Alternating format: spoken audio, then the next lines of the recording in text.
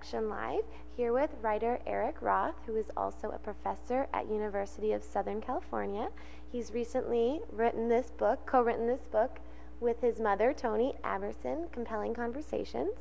What inspired you to write this book? Thank you, Kate, for that introduction. I had the privilege of teaching a conversation class at Santa Monica College that had students from over 15 countries and ages 18 to 87.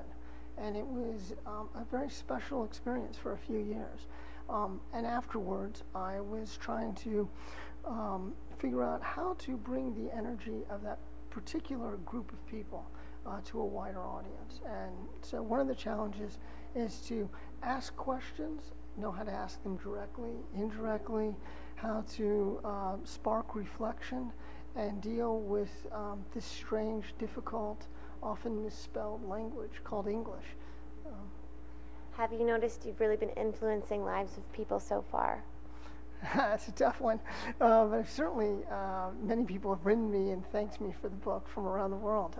It's been used in a Rwandan adult education center, a senior center in Peru, Japanese high school, many community colleges and universities in the United States.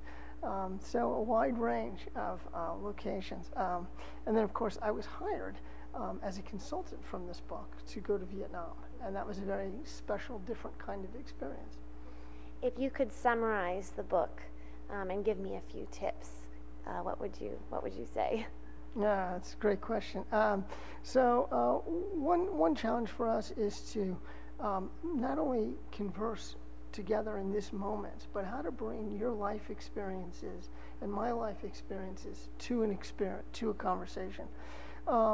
So a lot of the questions are more reflective and not just the, what are the color of your shoes, or why did you buy that jacket, or what kind of car do you drive, which is unfortunately the default of too many language books. So we're interested in provoking reflection and giving people an opportunity to explain themselves in a safe, comfortable environment inside an English language classroom. Let me talk a little bit about the class that has inspired it. We had students of a wide range and many different countries. And part of that dynamic is that people had been in the country maybe for 6 months, maybe for 16 years. And they wanted to communicate their experiences in the United States and be able to deploy some of their traditional wisdom, which we use in Proverbs, why I like global Proverbs, and at the same time take a larger part of the American culture. And do you find that this has been very helpful to do that? Yeah, I think so. I mean, you'll get quotes from a wide range of influential figures, not only in the United States in the 20th century, but ancient Rome, ancient Greece, medieval Europe, and across cultures. So you get to travel across centuries and take the best thinking in a concise, pithy language on a particular topic. So that's nice. How has your work as a consultant helped you with the writing of this book? And that is the traditional approach, is that one writes a book to do the consulting. I was so silly, I didn't know that. And so I was just using it as a book for the classroom. But then I found out there's this whole other world of English language training and English language consulting. And the book has allowed English teachers around the world through the internet to purchase my book, and it's been really nice. And there is something kind of nice, kind of even cool, when you wake up in the morning and somebody in Madagascar bought it. I've never been to Madagascar. I don't know if I'm ever going to make it to Madagascar, but I love the fact that someone in Madagascar has access to the book and is using it, whether it's in a tutoring situation or a classroom, or if it's just an online school situation. What are your goals for the future? Will you continue to write? Yeah, well, I'll certainly continue to write. I was a congressional aide and propagandist, if you will, for a couple of congressmen. I was a speechwriter. I was a journalist for years. before I kind of got into the academic world. We have two other versions of this book that are coming out. One is just for American immigrants, because it is very different. So that's going to be compelling American conversations for intermediate students.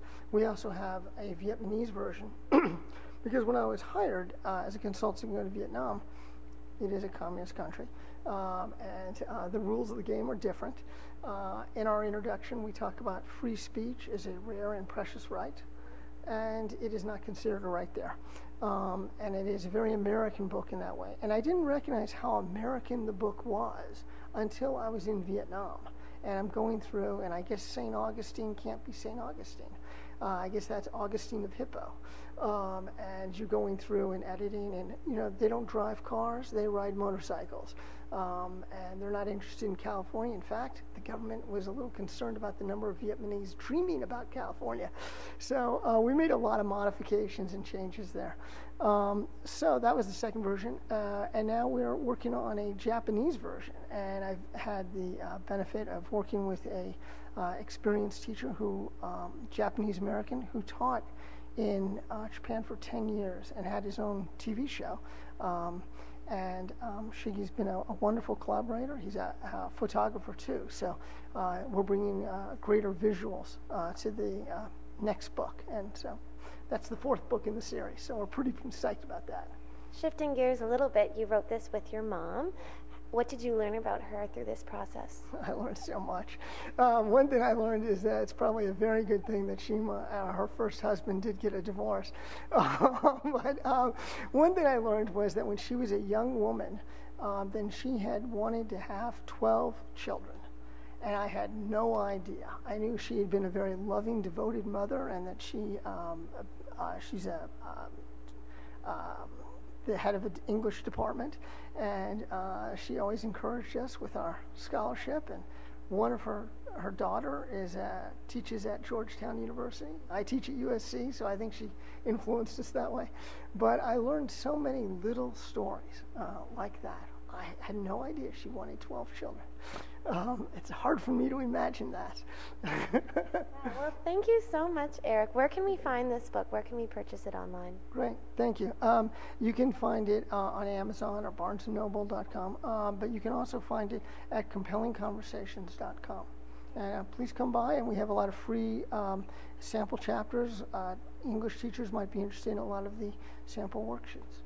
Wonderful. Thank you so much. And thank you for sharing all of this insight on your wonderful book. Thank you. I'm Katie Uhlmann reporting for TTN-HD Production Live.